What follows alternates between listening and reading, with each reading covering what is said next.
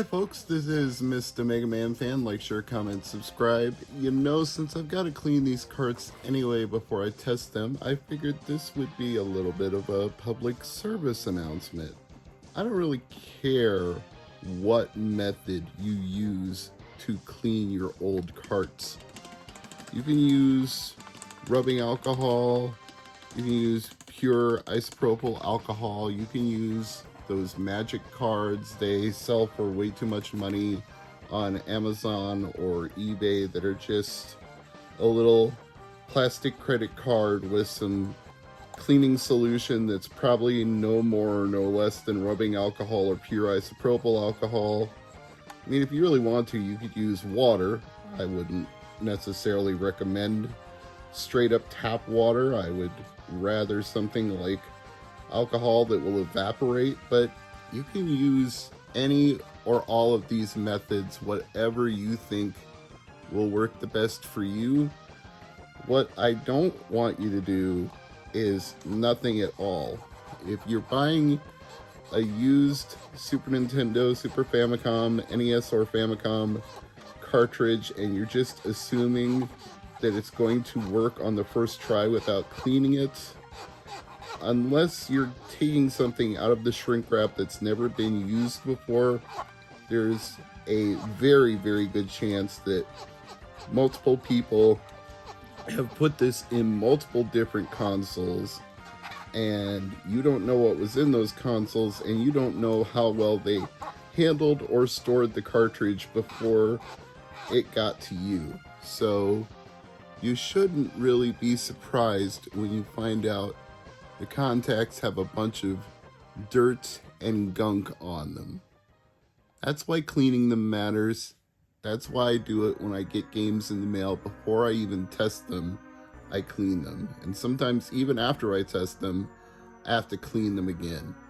But please, above all else, don't do the old blowing in the cartridge method, because all you're doing at that point is putting your body's own acidic saliva onto the contacts. You might temporarily bridge the contacts between the pins and the console when you do that, but you're only going to corrode them further over the long term. So if you care about the health and longevity of your cartridges, please clean them in an appropriate way and don't just blow into them, because even though it might work for a little bit, it's only going to make things worse long term. An appropriate cleaning is the only real way to go. Now I'm going to finish cleaning these carts, and when I'm done, we will test all of these new Super Famicom games that I got from Japan for you, make sure they all work, and then I'll tell you which ones were my favorites, and maybe Tango will too if you hear him in the background. So we'll be back in just a little bit with some new Super Famicom games. And now that I've got all these carts cleaned, I went ahead and labeled each one of them as well for reference when I pull them out of storage later. It helps when you have some sort of end label, especially with Japanese carts which didn't have any kind in English or in Japanese, so you really need to know what you've got when you've got it later on. We're starting out today with Dear Boys, a game that I can only describe as a high school basketball role-playing game. No other explanation I can give you would really describe what's going on here. I tried the story mode, and I absolutely could not make heads or tails of it without a patch to English, so I'm sure Ryan is already looking for one. He can rest assured that I'm already doing the same thing. As for the exhibition mode, it's what you're seeing right now. And you're not really controlling the players on the screen so much as you're moving from one action to the next action like a turn-based RPG, and you select that action, and then based on your stats, it either succeeds or fails. So if this reminds you at all of Blitzball from Final Fantasy X, it's probably a good analogy to that. I can't think of anything else that would suit it, but I suspect that Dear Boys would be more fun with an English patch, and if one doesn't exist, I'm probably not going to be playing it much more than this. But for $1, I can't say I really went wrong trying it. It's interesting, at least. Here we have Exhaust Heat 2, which is either my second favorite or possibly the best of all of the games that I've gotten here, depending on whether or not you want to go to the trouble of patching things, because one other game that I might like more does need a patch to get through certain things, but I would say you don't need anything to get through Exhaust Heat 2. It's a very straightforward racing game. It should almost immediately remind you of F-Zero, thanks to Mode 7 rotation and scaling, and the way that you're centered on the screen as you're making your way around these tracks. Now, this is just a qualifying lap for position in a race to come, and obviously I don't have the hang of getting around all these hairpin turns quite yet because I've never done this before, but I actually managed to get fairly decent at it by the second lap, but it still didn't qualify for anything better than the back of the pack in the actual race. So to really get good, I'm going to need to learn how to drift around the turns, probably using the L and R shoulder buttons, maybe some combination of braking and releasing. Whatever it takes for this particular version, I'll have to do that to improve my times. And of course, you can lap and change out your tires like a NASCAR race, but I don't know that I really needed to do that in a qualifying race, and it probably cut down on my time doing that as well. So don't pit when you're qualifying. That's my advice to you. I would say Exhaust Heat 2 is just plain old-fashioned racing fun. It handles well. The graphics are nice. The sound is very nice. It's a good game for only $1. I mean, if you're ordering stuff from Japan, throw this one into your order. It'll add another quarter to your shipping, whatever. It's worth another quarter to get a game for $1 that's as fun as Exhaust Heat 2. Or just try it for yourself before you buy it. Find a ROM and sample it, because I highly recommend this one.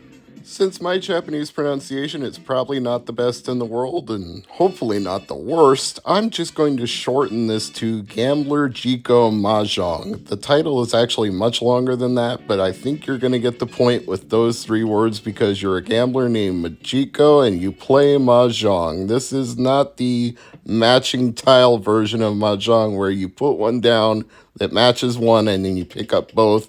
This is a strategic one where you're trying to win hands. I'd say there's probably something like a trump card you can play in this that would ace out all the other cards, but I don't know what that is because I don't know the rules of this particular version of Mahjong, and even with an English language patch, I'm not sure that I could derive a whole lot of fun out of this. It's kind of boring, and the graphics are kind of cartoonish in an anime way, but not in an appealing way.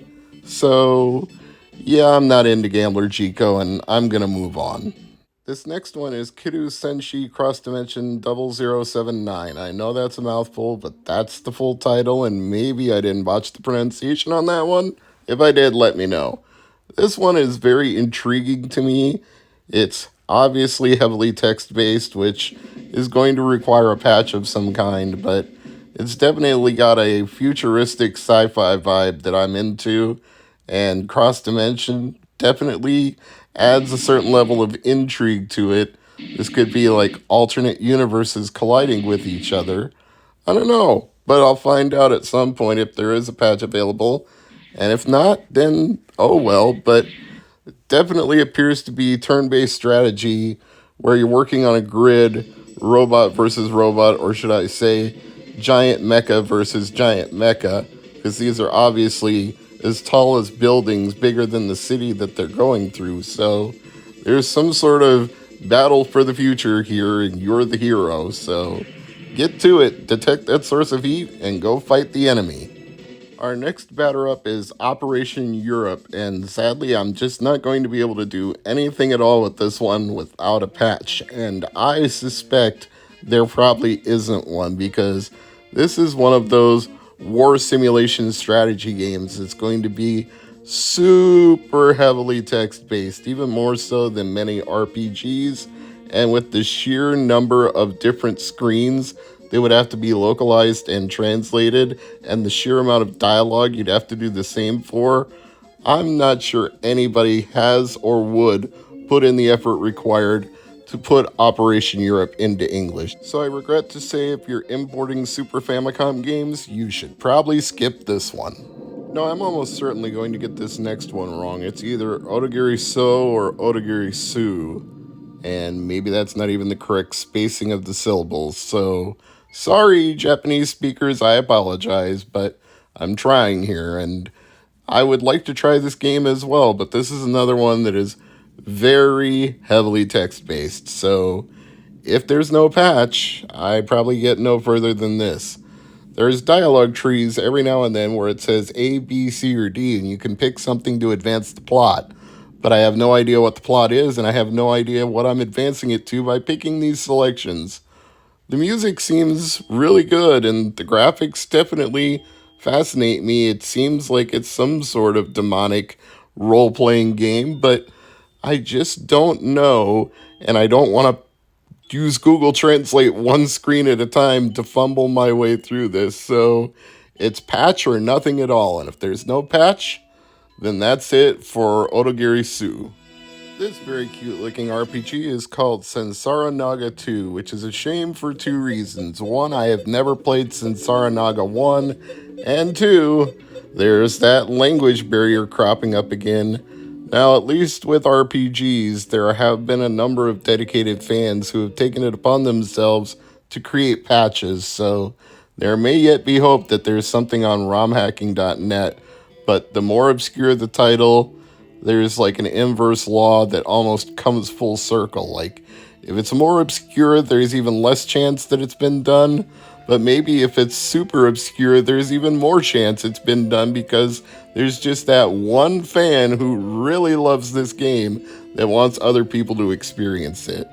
And I want to experience it too. This looks great and it sounds great. I'm sure it's fun.